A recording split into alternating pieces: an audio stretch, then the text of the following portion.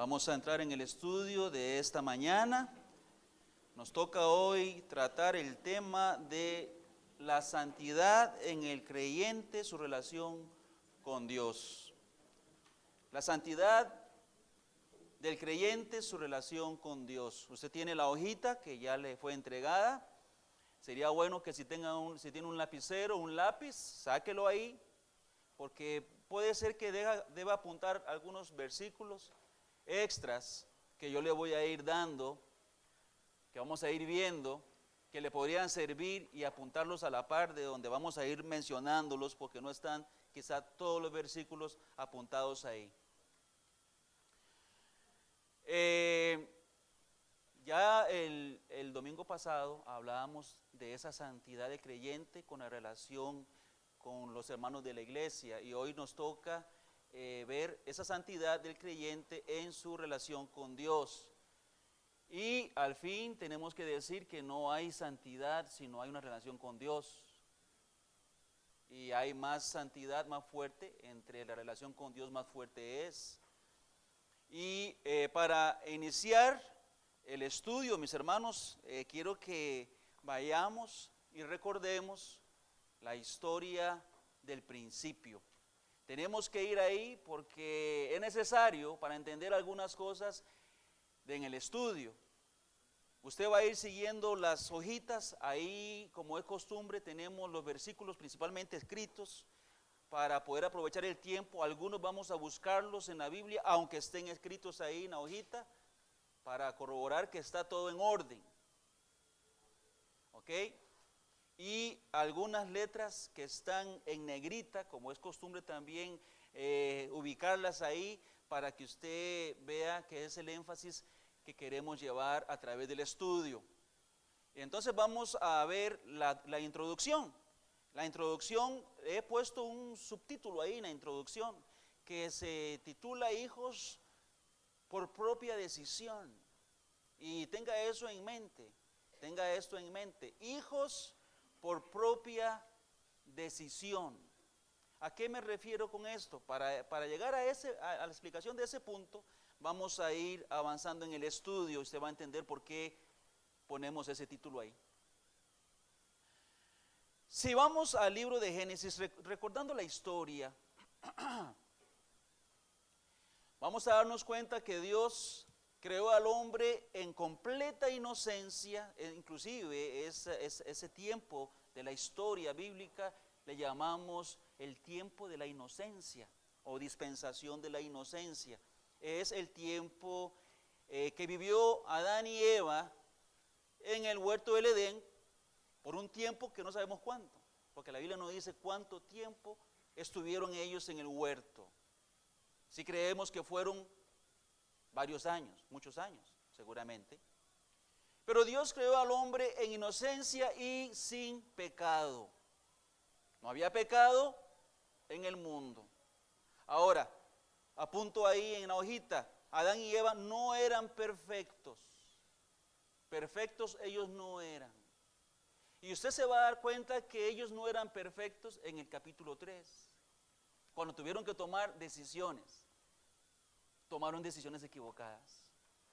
Y eso nos muestra que no eran perfectos. De haber sido perfectos, hubieran tomado una decisión correcta. Pero sí sabemos, por la historia de la Biblia, que sí eran inocentes. Y como tal, sin pecado. Dios les dio libre albedrío al hombre. Eso lo vemos también en las páginas de las Sagradas Escrituras, que Dios le da al hombre libre albedrío, que significa derecho de escoger entre el bien y el mal, y le dio ese privilegio o ese derecho desde el puro principio. Pero por muchos años, según la historia bíblica, no tuvieron Adán y Eva que ejercer ese derecho. No tuvieron que decidir entre el bien y el mal, porque al principio todo era bueno. Todo era bueno. Entonces Dios les da libre albedrío al hombre. Y quiero hacer una nota esta mañana, voy a hacer una nota rápido sobre ese asunto. Porque ese asunto del libre albedrío es un asunto que se discute ahí en muchos lugares.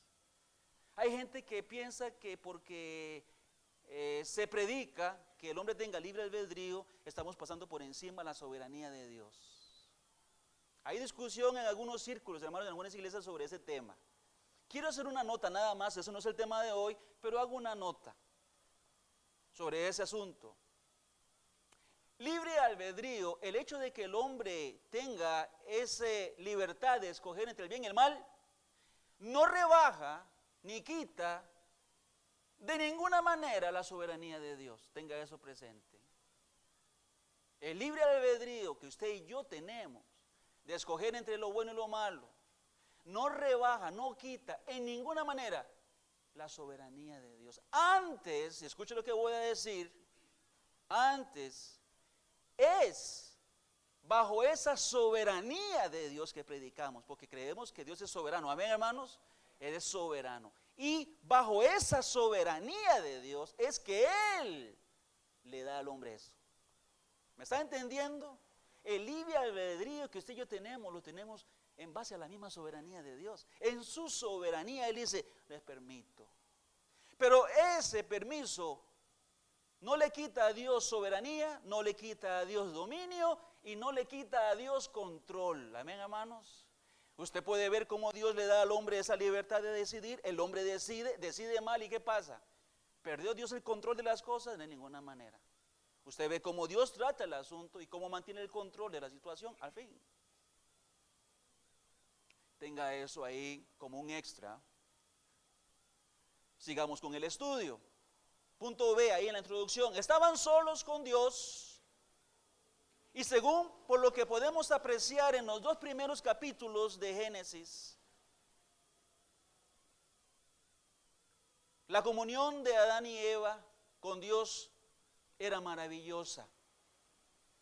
Podemos ver a Dios entonces en los dos primeros capítulos haciendo las cosas, creando las cosas, produciendo los frutos, los árboles, mandando a hacer las aves, los animales de la tierra,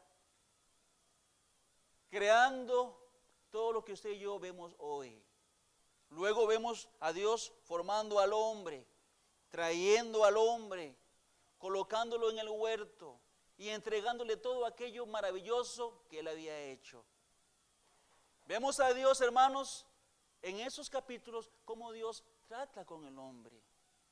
Le pone trabajos al hombre, le dice, haz esto, haz lo otro, trabaja aquí, trabaja allá, come aquí, come allá, dirigiéndolo, tratándolo.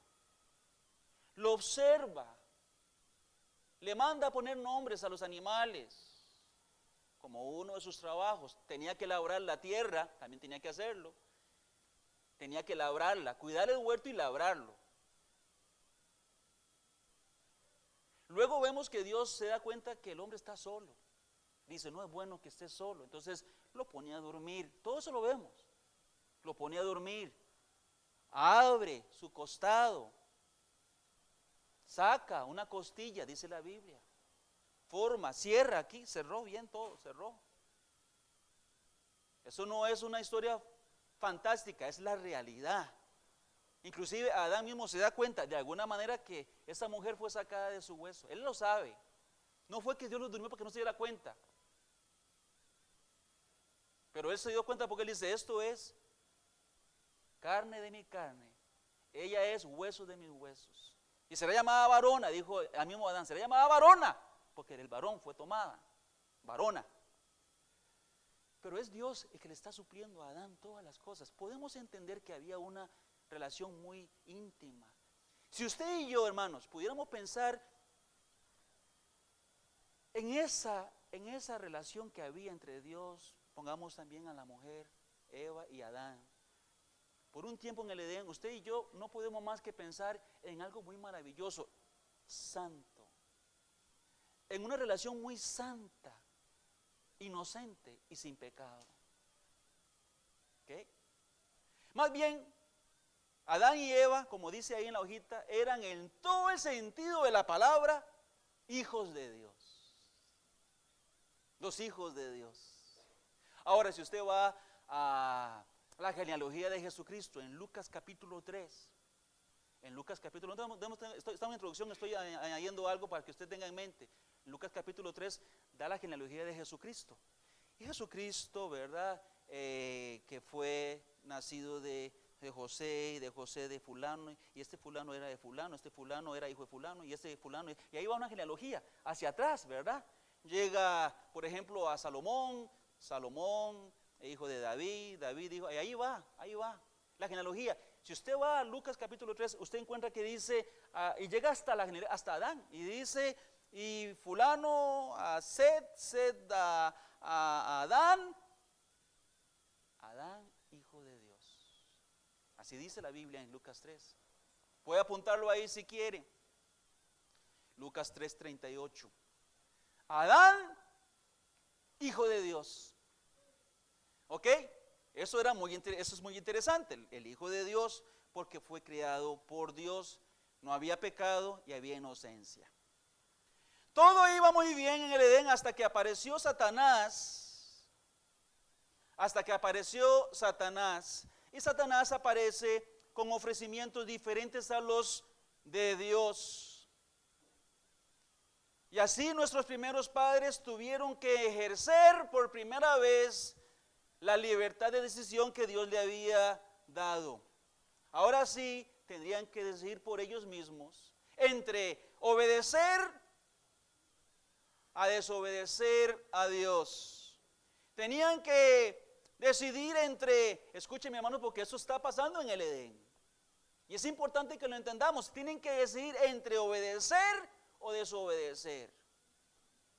La serpiente llegó y dice, pueden comer, no moriréis. Jehová había dicho, no comerán porque morirán. Ahora,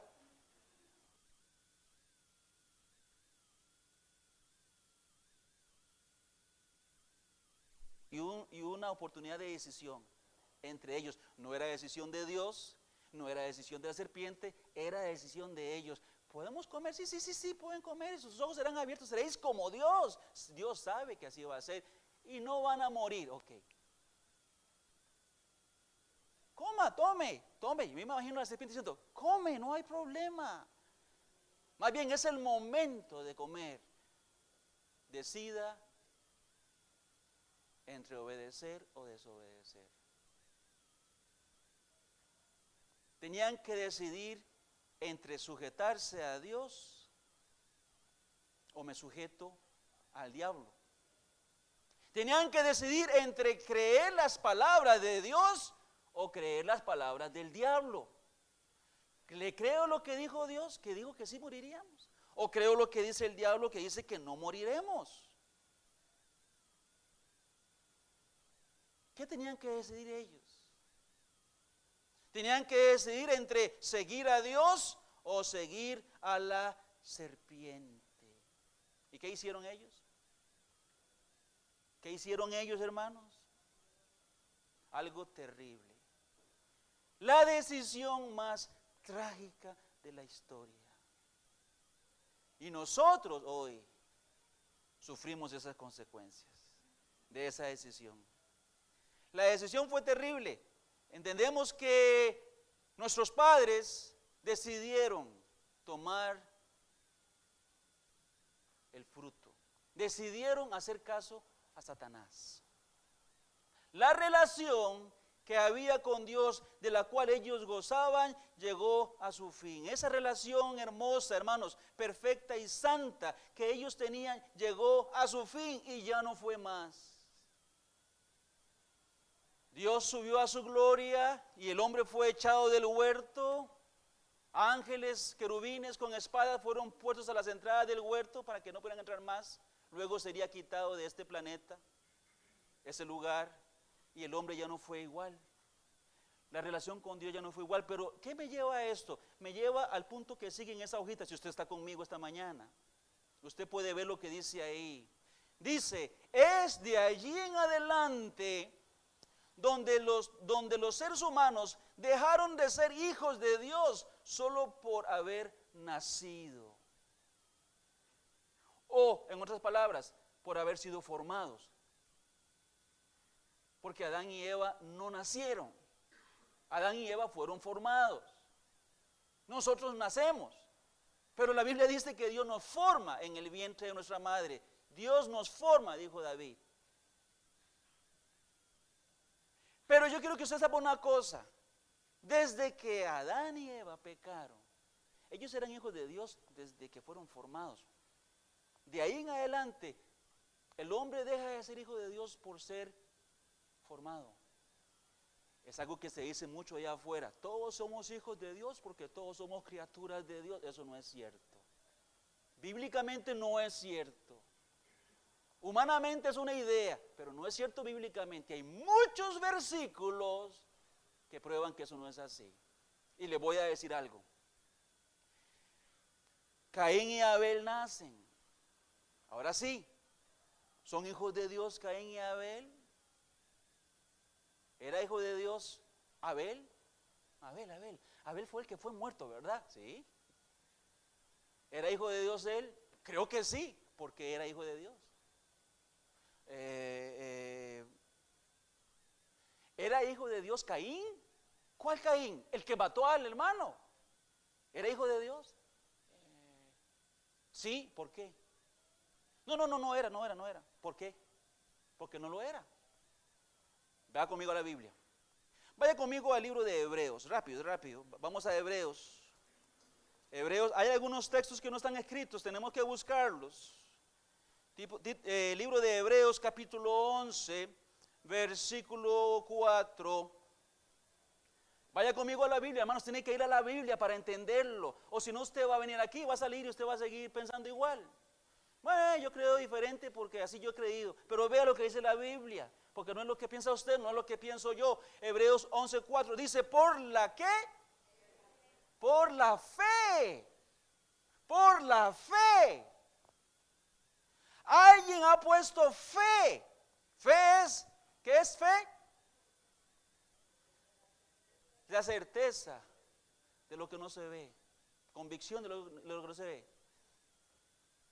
Ahí dice la fe en el versículo 6. Sin fe es imposible agradar a Dios. Versículo 1. Fe es certeza de lo que se espera. Convicción de lo que ya no se ve. Por la fe, por esa certeza en su vida, en su corazón, dice el 4, ofreció Abel ofreció a Dios más excelente sacrificio que Caín, por la fe, por lo cual en esa fe, ¿verdad? En esa fe alcanzó testimonio de que era justo. ¿Cómo alcanzó Abel el testimonio de que él era justo? Hermanos, ¿cómo? Ahí la Biblia dice, por la fe. Por la fe. La fe lo guía a hacer las cosas correctas y a hacer los sacrificios correctos. No era porque era hijo de Adán. No dice, por ser Abel, hijo de Adán, llegó a ser justo. No, dice, por la fe, da los sacrificios correctos y es dado el testimonio de que es justo. El testimonio lo da Dios mismo aquí en su palabra. Él es justo. Dice, dando Dios testimonio de sus ofrendas, y muerto Abel aún habla por ella. Hermanos, entienda esto claramente. Ya no más los primeros dos hombres que nacieron después de la creación, los dos primeros, ya se manifestaron como hijos de Dios o hijos del mal, por fe, por sus obras que manifestaban esa fe. Ahora, vaya conmigo al libro de Primera de Juan. Vamos, Primera de Juan es allá adelante. Casi terminando la Biblia, pero un poquitico antes. Primera de Juan, capítulo 3, leemos algo interesante que es necesario. Y no sé si ese versículo usted alguna vez lo ha leído, pero oiga lo que dice ese versículo. Primera de Juan 3, 12. ¿Está conmigo, hermanos? Amén, ¿están conmigo? Dice así, no como Caín, que era, ¿de qué? Vuelvámoslo a decir, ¿de quién era? Era del maligno. Caín, no, Caín era hijo de Dios igual. No, la Biblia dice, Caín era del maligno. Era de la serpiente. ¿Por qué? Oiga lo que dice, No como Caín, que era del maligno y mató a su hermano. Óigame, ¿está conmigo, hermanos? No dice que por matar a su hermano era del maligno. No dice que por matar a su hermano se hizo del maligno. Dice que era del maligno y como tal mató a su hermano. Ya había algo malo en él. Antes de matar a su hermano, Jehová le dice: ten cuidado con lo que vas a hacer. Ten cuidado con lo que vas a hacer. O sea, no le importó la voz ni siquiera de Dios. Hay mucha gente, hermanos, escúcheme, hay mucha gente, ojalá que no aquí en este cuarto, pero sí sé que hay mucha gente de afuera que no le importa para nada la voz de Dios. Pero después dicen: yo soy hijo de Dios. Yo soy hijo de Dios, yo voy al cielo. No me interesa nada lo que Dios diga, pero yo voy al cielo, porque todos somos hijos de Dios. Ajá. Siga durmiendo de ese lado. Siga durmiendo de ese lado. Un día cuando se despierte usted se da cuenta de la realidad. Pero Caín no era de Dios. No porque matara a su hermano. Antes de matar ya manifestó que no quería nada con Dios y mató a su hermano. Era del maligno y mató a su hermano. ¿Y por qué causa lo mató? ¿Por qué mató a su hermano? ¿En defensa propia? Porque sus obras eran malas. Los sacrificios a Dios eran malos. Eran a su antojo. Y se encendió en celos contra su hermano y lo mata. Las de su hermano eran justas.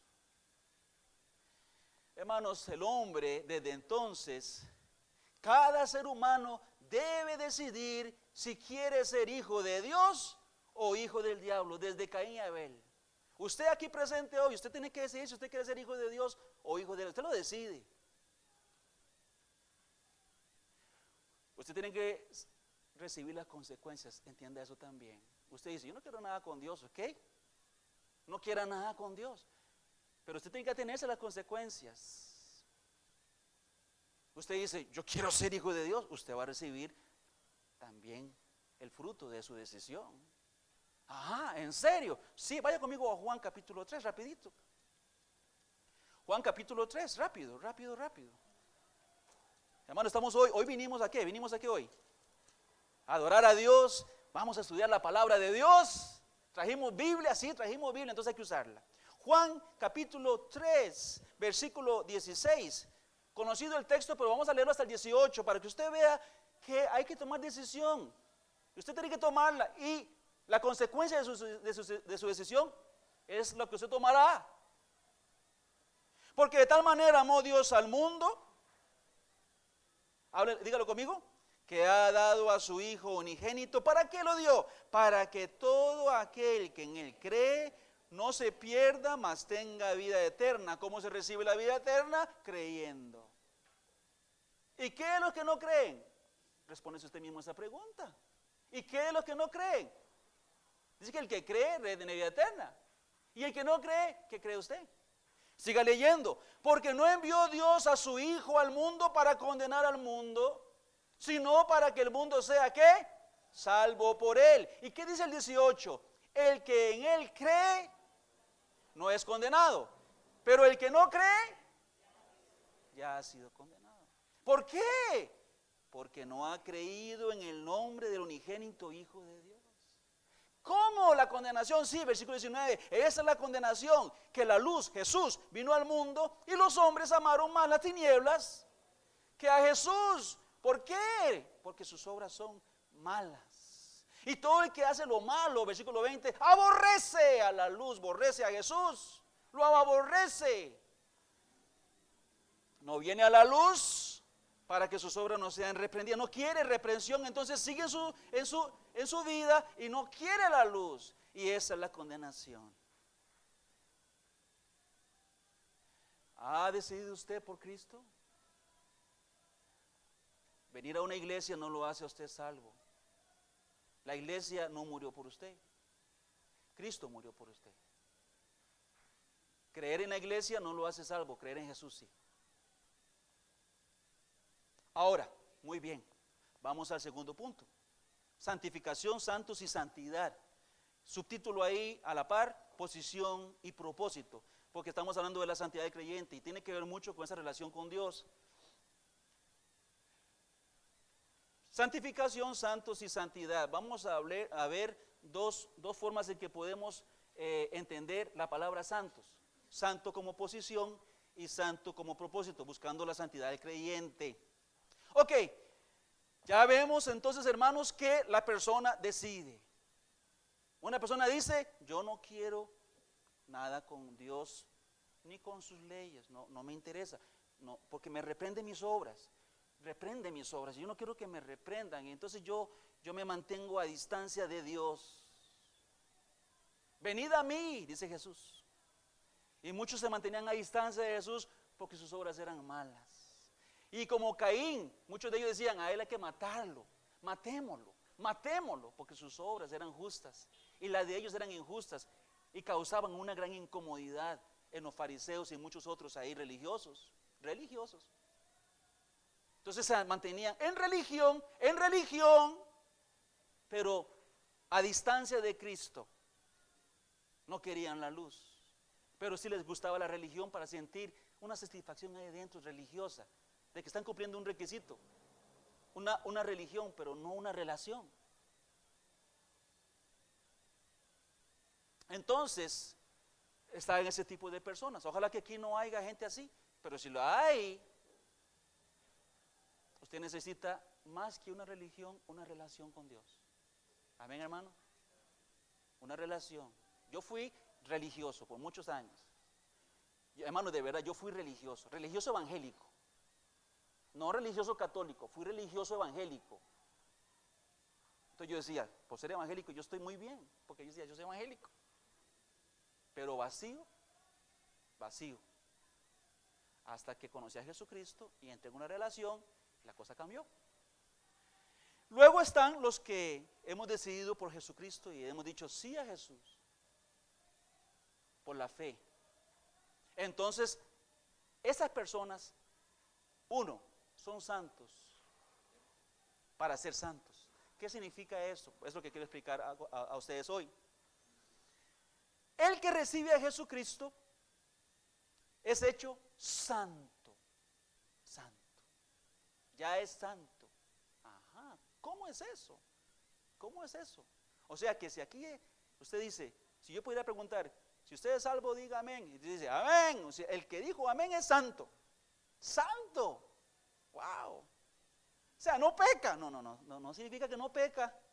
No malinterprete el término. Voy a explicar lo que es santo. Pero si es santo, escúchenme, hermanos, esto, posicionalmente es hecho santo. Posicionalmente. Ahí está un texto, no más el que sigue. Usted lo tiene ahí en la hojita, pero yo voy a buscarlo en la Biblia. Es 1 Corintios 1:2. Ahí está en la hojita. Punto 2. Pero voy a leerlo desde la palabra de Dios aquí yo para que usted vea que vamos bien. 1 Corintios 1:2 dice: a la iglesia de Dios que está en Corinto. Y marco las siguientes palabras en mayúscula y negritas. Llamados, a la iglesia de Dios que está en Corinto, a los que santificados en Cristo Jesús, llamados a ser santos, con todos los que en cualquier lugar invocan el nombre de nuestro Señor Jesucristo, Señor de ellos y Señor nuestro. Ok,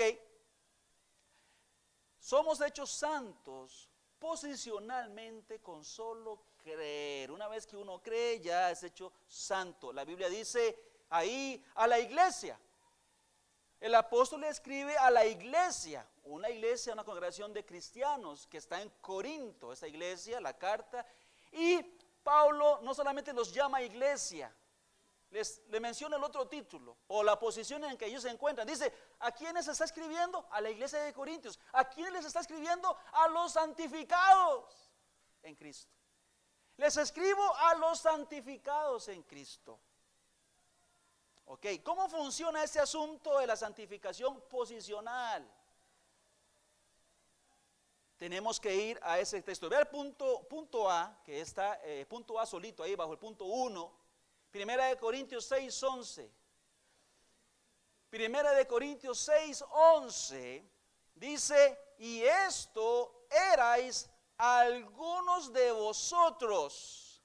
Ahora, ¿de qué está hablando que esto erais algunos de vosotros? la vida antigua. Está hablando, leo para ustedes. Dice, erais fornicarios, versículo 9. Algunos de vosotros erais idólatras, erais adúlteros, algunos eran afeminados,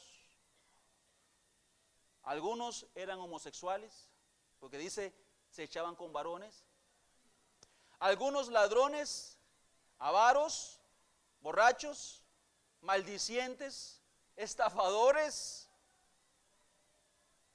Hay una lista ahí de pecados. Dice el apóstol, y esto erais algunos de vosotros, algunos de ustedes eran todo esto que acabo de mencionar.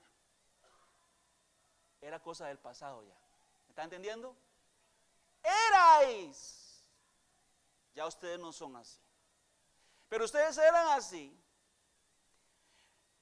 Mas ya habéis sido lavados. Puse un texto, Tito 3:5, si quiere buscarlo en casa, porque ese Tito habla de lavados en la sangre de Jesús. ¿Lavados cómo? En la sangre. Lavados en la sangre. Ya habéis sido lavados. Ya habéis sido santificados, entre paréntesis, note el pasado. No es que van a ser santificados, sino que ya sois santificados. Habéis sido santificados y habéis sido justificados. Romanos 3:26 nos habla de esa justificación en Cristo. En el nombre del Señor Jesús y por el Espíritu de nuestro Dios. ¿Ok? Hermanos, ya hemos sido santificados. Posicionalmente somos santos. Pero sigo tratando de explicar un poco el asunto por si acaso a usted le queda un poco todavía confuso. Punto número 2. Esta santificación posicional tiene que ver con el sacrificio de Dios y con nuestra fe en Él. Y hay dos textos que le doy ahí en la hojita, Hebreos 10:10 y Hechos 26. Ahora, escuche, hermano, usted dice, qué lindo esto de ser santo, santo para el Señor, santo para Dios, qué lindo. No olviden que eso tiene que ver con sacrificio y fe. No es así nomás, no, tiene que ver con sacrificio y fe. Usted no puede buscar la santidad por otras cosas que no es por sacrificio de Cristo y fe. No, yo soy santo porque yo hago muy buenas obras. No, ¿dónde está Cristo? Tiene que estar Cristo. ¿Cómo? Porque ve lo que dice Hebreos 10:10 ahí en la hojita dice, en esa voluntad. Hermanos, hay que leer los contextos. No puedo poner todos los textos ahí, pero porque cuando usted dice en esa voluntad, usted tiene que pensar en el contexto. Dice, ¿cuál voluntad? ¿Qué es esa voluntad? ¿Cuál voluntad está hablando? El texto. ¿Sabe cuál es la voluntad de que está hablando el texto? Usted puede leerlo en casa, buscarle el contexto, lo que está antes y después. Esta voluntad es la voluntad de Dios de que todos los sacrificios del antiguo tenían que terminar. Estamos en el libro de Hebreos. Y Hebreo dice que había que traer sacrificios y todo el tiempo y cada año el sacerdote ofrecía sacrificios por él y por el pueblo y era todo el tiempo. Y dice Hebreos que esos sacrificios no podían quitar el pecado. No lo quitaban, lo tapaban pero no lo quitaban. Y había que hacer constantemente sacrificios por tantos años. Y dice, ya no más. Llegó la voluntad de Dios de cambiar el sistema y dijo, ahora es por un solo sacrificio, ya no más sacrificios. Por uno solo, sacrificio de Jesús. Ya no hay más sacrificio que hacer, porque el sacrificio de Cristo es perfecto. El sacrificio de animales no podía quitar, porque son animales, pero recordaban al pueblo su pecado. Y la sangre derramada de una manera de los corderos, que eran puros, tapaban. Porque sin derramamiento de sangre no hay remisión de pecados. ¡Ay, qué Dios más cruel! Matar animales. Dios envió a su Hijo para ser muerto. Su Hijo, su único. No era un cordero del rebaño, era el único. Y con un solo sacrificio hizo perfecto ¿a quién? A los santificados. Entonces entendemos que es por el sacrificio. Dice, y en esa voluntad somos santificados. ¿Cómo? Mediante la ofrenda del cuerpo de Cristo, hecha una vez y para siempre. O sea, hermanos, somos santificados por el sacrificio de Jesús. Pero ¿cómo? ¿Cómo ese sacrificio me santifica? Ahí está Hechos 26:18 que les lo escribí. Dice Hechos 6:28, es Jehová, o es Jesús, es Dios, diciéndole a Pablo cuál es la misión que tiene que hacer. Pablo comenta que fue lo que a él se le encargó y dice que Jesús lo envió ¿para qué? para que abra sus ojos a los gentiles, ¿verdad? Vaya Pablo, predica y abra sus ojos. ¿Para qué? Para que ¿qué dice ahí? Se conviertan. ¿Ves que hay que convertirse? De las tinieblas a la luz y de la potestad de Satanás a Dios, para que reciban, ¿por qué, hermanos? Por la fe que es ¿en quién? En mí, perdón de pecados y herencia, ¿entre quiénes? Entre los santificados. ¿Nota usted? ¿Entiende el tema? ¿Entiende cómo funciona? Sí, el sacrificio. Y el sacrificio, sí. Pero el sacrificio tiene efecto cuando usted pone su fe en Cristo. Por eso dice que el que no cree es condenado, aunque Cristo haya muerto por todos, porque no ha creído.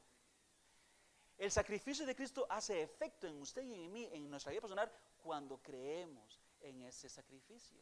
Por eso dice Hebreos, vaya, para que reciban ellos por la fe que es en mí, redención de pecados y herencia ¿entre quiénes? Entre los que somos santificados. 3, lo que significa ser santo. Santo, hermano, significa consagrado, que es igual a apartado y dedicado. ¿Entiende esto, cristiano? Cristiano, ¿está conmigo? Hermano, no, trate de no irse. No se vaya, no es que se vaya su mente. Manténgase, para entender. ¿Es usted cristiano? ¿Es usted cristiano? Usted ha sido consagrado. No, consagrado fue el pastor, no, consagrado es usted. Consagrado soy yo. Ha sido consagrado. Hermanos, en el momento en que usted y yo recibimos a Jesucristo como nuestro Salvador personal, Señor Jesús, me entrego. Usted se está consagrando. Usted mismo se está consagrando, porque usted se está entregando. Me entrego a ti. Acepto tu salvación, tu sacrificio. Acepto tu señorío y este libro será de aquí en adelante la guía de mi vida. Haré lo que es este libro. Consagrado. En ese mismo momento es como que Dios, yo me imagino a Dios poniendo sus manos sobre mí y decir, yo te recibo como mi hijo y te consagro. Eres para mí, eres mío. Eso es ser consagrado. Yo te voy a usar para otras cosas diferentes. Esto eras alguno de vosotros, dijo Pablo, esto eras, ahora sois diferentes. ¿Por qué? Porque usted fue consagrado a algo diferente, consagrado y dedicado a algo diferente. Eso es ser santo. Eso es ser santo. Eso no significa que no tengo pecado. Sí significa que soy apartado del mal, o me aparto del mal y voy buscando una santidad que vamos a ver ahorita después. Primeramente, la santificación posicional, soy santo en Cristo. Significa que soy consagrado, ¿ok? El cristiano, cuando recibe a Jesucristo o acepta a Jesucristo, recibe no solamente la salvación, recibe una comisión por medio de la consagración. Punto A, B, C, ahí en el punto 3, hermano, está conmigo en esta primera hoja, porque somos hechura suya. 3 versículos que hablan de que estamos en Cristo para algo. Estamos en Cristo para algo. Estamos consagrados. Vea con lo que dice. Porque somos hechura suya, creados en Cristo Jesús. Esa es la salvación. ¿Para qué, hermanos? Buenas obras. Para ser dedicados a algo. Efesios 2:10. Que así como para iniquidad presentáis vuestros miembros para servir a la inmundicia cuando éramos inconversos o impíos, así ahora que somos cristianos, para santificación presentad vuestros miembros para servir a la justicia. Somos consagrados. Santificación, dar servir. Santificación para servir. Hemos sido santos para servir. Pero un santo en posición necesita ser perfeccionado. Porque usted santo ya no lo logró todo, necesita ser perfeccionado. Le doy un texto más en el último texto en esta primera hoja. Dice el último texto, Efesios 4, 11 y 12, dice: y él mismo constituyó a unos apóstoles, a otros profetas, ministerios ya que caducaron, a otros, en negrita los ministerios presentes, evangelistas, a otros pastores y maestros, ¿A fin de qué? ¿A quiénes? A los santos. A los santos en posición, los que son cristianos. A ellos hay que perfeccionarlos ahora. ¿Para qué? Para la obra del ministerio, para la edificación del cuerpo de Cristo. ¿Ok? Vamos otra vez, ahí le escribo 1 Corintios 1:2 que vimos al principio. A la iglesia que está de Dios que está en Corinto. A los santificados en Cristo Jesús. Ya yo no estoy, si usted tiene un lapicero, por favor, le ruego que ponga Cristo ahí en mayúscula. Eso fue un sáfiz mío, no me gusta. A los santificados en Cristo Jesús. Ahora le marco la siguiente. ¿Llamados a qué? A ser santos. Ahora, los santos somos llamados a ser santos. Los santos somos llamados a vivir en santidad. ¿Ok? Los santos somos llamados a vivir en santidad. ¿Cómo es esto? El pueblo israelita, punto A, bajo el punto 1, fue llamado a ser santo. Levíticos es un libro dirigido a los levitas, una tribu dedicada por Dios al sacerdocio. Pero en el libro de Levítico encontramos versículos que hablan a el pueblo en general. Ese es uno de ellos. Y este versículo dice así: habéis pues de serme ¿qué? Santos. Oiga lo que dice Dios, ustedes me van a hacer santos. ¿Qué significa eso, hermanos? ¿Qué significa eso? Ustedes van a vivir en santidad. O sea, ustedes van a ser apartados para mí, me van a servir. Eso es lo que significa. Pero oiga lo que sigue diciendo, habéis de serme santos porque yo Jehová soy santo. Y os he apartado de los pueblos para que seáis míos. Ustedes han sido apartados, ustedes han sido consagrados. Desde ahora ustedes me tienen que ser santos, consagrados para la santidad, para el servicio a Dios. Eso es lo que significa posición y dedicación, o posición y propósito. De igual manera, la iglesia de Cristo ha sido llamada a ser santa. Primera de Pedro 1:15 y 16 dice: sino como aquel que os llamó es santo, sed también vosotros santos en toda vuestra manera de vivir. ¿Santos en qué? En toda vuestra manera de vivir. Así, ahí se muestra la santidad. Somos santos posicionalmente, pero también tenemos que vivir santos en toda la manera de vivir, mostrar esa santidad. La una va con la otra de la mano. ¿Cómo podríamos describir la santidad de Dios? Dice, sed santos porque yo soy santo. Imagínese usted qué mandamiento. ¿Cómo podríamos describir la santidad de Dios? Yo no sé. Yo pensaba mientras estudiaba esto, ¿cómo yo podría describir la santidad de Dios? La santidad de Dios. ¿Cómo podríamos describirla? La santidad de Dios. ¿Cómo? Vea, le voy a decir más o menos una idea. Si llegara el presidente de la República y entrara por esa puerta para decirnos algo, le guste a usted o no le guste el presidente que tenemos, y no voy a hablar de política aquí, creo que como respeto uno se pone de pie. Eso me enseñaron a mí en la escuela. Llegaba el director o alguien o un maestro, y todos los alumnos de pie. No sé si hoy lo hacen. Yo no sé si los chiquillos y ni le ponen atención. Hay un comunicado, y tienen que regañarlos. Lanzar borradores y no, tampoco se puede eso, como antes. Tizas y borradores. Era interesante, a veces se ponía.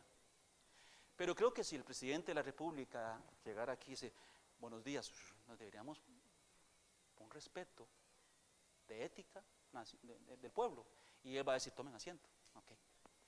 Si Cristo se presentara, ¿qué pasaría? ¿Nos ponemos de pie? Todos caemos de rodillas, aunque no querramos. Aunque usted no quiera, usted va a caer de rodillas por su santidad. Si se pudiera, quedaríamos ciegos quizá como Pablo. Por la santidad de él, es grande la santidad de él. Yo no sé cómo explicar la santidad de Dios. Yo pienso que si pudiéramos todos los seres humanos del planeta unirnos y buscar la cosa más santa que hay en este mundo, lo más puro y lo más limpio, no sé, una cosa o un ser que sea lo más puro y limpio que podemos tener en nuestro planeta, lo más puro, ok Dios, aquí está, lo más puro en la humanidad, esto es lo más limpio, se vería sucio ante Dios. Sería sucio ante Dios. Por eso es que entendemos que Dios dice, esto que ustedes ven tan lindo, necesito hacerlo de nuevo, nuevo cielo y nueva tierra. Yo no me llevo nada de aquí. Él no se va a llevar las piedras, no se va a llevar el oro, hay otro, Él tiene más oro. Ajá. Y es lo que se va a llevar son los cristianos. Y aún los cristianos son transformados para poder entrar a su presencia. No me verá hombre, dice Jehová, y va a vivir. No me ve hombre, ni el bebé más puro ve a Dios. Ay, el bebé más inocente, no ve a Dios. No puede verlo, ¿por qué? Pero es tan inocente y tan puro. Dios es 3 veces santo. Si Dios hace su presencia a ese bebé, llega a su fin. No me verá hombre y vive, dice Dios. Les amo, pero no me pueden ver. Quisiera manifestarme, pero no puede ser, porque soy muy santo. Soy muy santo. Yo no sé cómo presentar la santidad de Dios, es un buen tema. Pero lo que sí sé, hermanos, es que podemos imitar a Dios en el sentido de que como Dios, Él es separado del mal, Él es bueno, Él es bondadoso, Él es misericordioso, Él es perdonador, Él tiene tantas cosas. Imitar eso es vivir de acuerdo a la santidad de Dios. Santo es apartado, separado, diferente y dedicado. Un hombre santo es un hombre apartado del mal, es un hombre separado del mal, es un hombre diferente. Hermanos, somos diferentes. La definición de santo, búsquelo en el diccionario, es algo diferente. Dice, santo es algo diferente. ¿Y cómo es que hay tantos cristianos que no es tan diferente al impío? En su forma de pensar, en su forma de hablar, en su forma de vestir, igual. No hay diferencia. Su forma de hacer negocios, su forma de ver, de tratar al prójimo, su forma de perdonar es igual, no perdona. Su forma de ver a las mujeres es igual que el impío. Todo es igual. El cristiano es igual. Y somos diferentes. Inclusive nosotros somos tan parecidos a las otras religiones muchas veces que nuestro día de culto es solamente domingo en la mañana, como fue cuando éramos impíos igual, de un día por semana y se acabó todo. Lo demás no me interesa. ¿Cómo es así? Somos diferentes. Hablamos de Dios o usamos la Biblia de domingo en la mañana. Mucha gente lo hace. ¿Se cree usted orgulloso porque usted viene con su Biblia un domingo en la mañana? Un montón de religiones también lo hacen. Van con su Biblia un domingo en la mañana. ¿Eso qué es diferente? ¿Qué es diferente? ¿Qué es diferente esta reunión que la reunión de allá enfrente? ¿Qué es diferente? También están reunidos en bancas y hay un púlpito y ahí predican igual. Digo, predican, no la misma doctrina, pero predican lo que estoy diciendo. Se predica, se hace un culto. ¿Qué es la diferencia? Tiene que ser mucho más que esto aquí. Es allá. Allá afuera donde es necesario ser santos y manifestar esa santidad. Porque somos diferentes. Es ahí donde se demuestra la diferencia. El tiempo se fue, hermanos, el tiempo se fue. ¿Por qué se fue tan rápido el tiempo hoy? Este está adelantado, yo creo. Bueno, yo voy a tener unos 10 más. No, ya no tengo 10 más. ¿Qué es vivir en santidad? Es vivir en obediencia a cada orden del Señor. Punto 2, es no conformarse o no ajustarse ni obedecer a los deseos en que vivimos antes de ser salvos. Usted puede buscar ese texto en casa, 1 Pedro 1:14. Es comportarse como es digno del Evangelio, Filipenses 1:27. En resumen, ser santo es ser imitadores de Dios, como dice Efesios 5:1. ¿Cómo imitadores de Dios? Su testimonio está en la Biblia. Soy santo porque Él es santo y me identifico con el carácter de mi Padre Celestial. Es la forma en que la iglesia manifiesta que cree en Dios por su vida santa. Me identifico con el carácter de mi Dios. No con el Padre del mundo, sino con el Padre Celestial. Mi carácter no quiero que sea como el Padre de este mundo, el príncipe de este mundo. Quiero que sea como el Padre Celestial. Medios de santificación. Quiero santificarme. ¿Qué hago, hermano? Dios mismo es el medio de santificación. Dios nos guarda del mal, Juan 17:15. Provee escape en la tentación, 1 Corintios 10:13. Dios nos da de su armadura para poder resistir el día malo, Efesios 11 al 18, Dios nos da todas las armas para poder vivir en santidad. La armadura es de Dios, no es nuestra. Y podemos resistir las tentaciones y los dardos, con armadura. Pero ¿de dónde viene esa armadura? Vestidos de toda la armadura de Dios. El Espíritu Santo, por medio de sus frutos, Gálatas 5, 22, 25, más el fruto del Espíritu es amor, gozo, paz, paciencia, benignidad, bondad, fe, mansedumbre, templanza. Contra tales cosas no hay ley. Pero los que son de Cristo han crucificado la carne con sus pasiones y deseos. Si vivimos por el Espíritu, andemos también por el Espíritu. Dios, medio de santificación. El Espíritu Santo, medio de santificación. La palabra de Dios, medio de santificación. Santifícalos en tu verdad. Tu palabra es verdad. Juan 17, 17. ¿Quieres ser santo? Como tenemos que ser santo. No vamos a ser santos si no estamos en el libro. No vamos a poder, o vamos a estar a medias. Entre más estamos aquí, más santidad, porque la palabra de Dios, Espíritu, es vida. La promesa de su segunda venida, que está en la Biblia, es una promesa de santidad. Primera de Pedro 1, 14 y 15 está totalmente ligado al versículo 13, la segunda venida de Cristo. Debemos vivir como si Cristo fuera a llegar el próximo minuto. ¿Cómo viviría usted sabiendo que Cristo puede llegar el próximo minuto? ¿Cómo viviría usted? Ay, Dios puede llegar este minuto que sigue. ¿Cómo viviría usted? Piénselo, hermanos, piénselo realmente, piensa la idea. No viva como que Dios va a venir en 2 años, porque entonces jugamos mucho, damos libertad. Dios va a venir en 2 años. Entonces yo puedo, como que si Dios va a venir el próximo minuto, es diferente. Ya pasó rápido, pasa el minuto. Entonces uno lo mantiene atento, ¿no? Así debería ser. Y hermanos, hay mucho tema. Los puntos que siguen son mucho tema, pero los voy a mencionar rapidito. Resultado de santidad. Ya se me fue también hasta la voz, con permiso.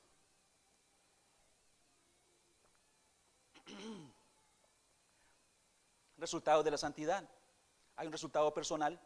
Ahí está 1 Tesalonicenses 5, 23, 24, que dice que el espíritu, alma y cuerpo va a ser guardado por Cristo para el día de la redención. El mismo Dios os santifica por completo a usted, y vuestro espíritu, alma y cuerpo será guardado para el día de la redención. O sea, hay una bendición personal.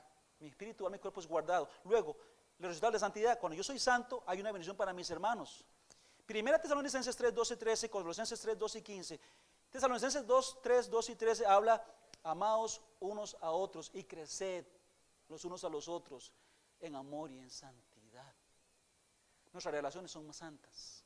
No son carnales, hermanos. Nuestras relaciones pueden llegar a ser no carnales, sino santas. Como aquel versículo que dice: saludados unos a otros con ósculo santo. Las relaciones también son afectadas. Antes nos odiamos, ahora en santidad, ahora con Cristo somos diferentes. Hay perdón, hay amor, eso está. Y luego hay hacia el prójimo. Según Juan 17, 17, 19, que no podemos ver por el tiempo, ya se fue.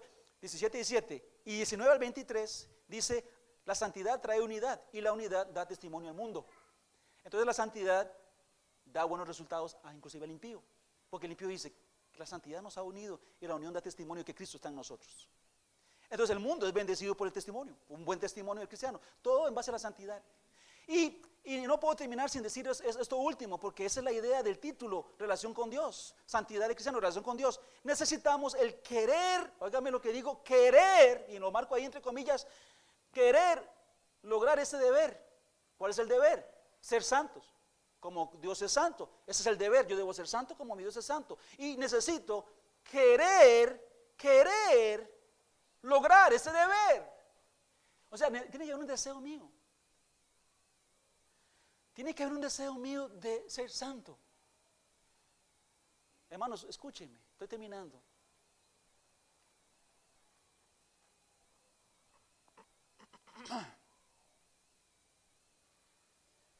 Pablo decía en Filipenses capítulo 3, no que ya lo haya alcanzado, ni que ya sea perfecto, sino que prosigo a ver si logro hacer aquello por lo cual fue asido por Cristo Jesús. ¿Para qué fue llamado Pablo? Para ser santo, como Dios había sido santo. No, él fue llamado a los gentiles. Sí, él fue llamado a ser santo. Y en su santidad viene el llamado y todo lo demás. Y Pablo dice: no que yo he alcanzado esto, pero sigo. Y todos los que son perfectos. O sea, todos los cristianos, dice Pablo, sientan lo mismo que yo siento. Sigamos, alcancemos esa santidad. El poder lo tenemos en Cristo. Efesios 6:10 dice, fortaleceos en el Señor y en el poder de su fuerza. Está apuntado ahí Efesios 6:10, que dice, fortaleceos en el Señor y en el poder de su fuerza. Separados de Él nada podemos hacer. Juan 15:5, pero unidos, ¿qué no podemos hacer? Adrian Rogers, un famoso predicador que ya falleció, me gusta mucho él, leo mucho de él, y él escribía algo así sobre la santidad. Escuche lo que dice él sobre la santidad. Por favor, escuche esas palabras. Estamos muy interesados en el cielo, sí, cielo, qué lindo, vamos para el cielo, pero no en la santidad de vida. Estamos interesados en la salud física, sí, venimos a la iglesia a ver si Dios nos sana. ¿Quiere ir a sanidad? ¿Está interesado en la santidad? ¿Quiere que Dios te sane, pero quiere que Dios te haga santo? No sé. Interesados en la felicidad, pero no en la santidad. Decía él así, ¿cuántos de nosotros le pedimos a Dios que nos haga ser completamente santos?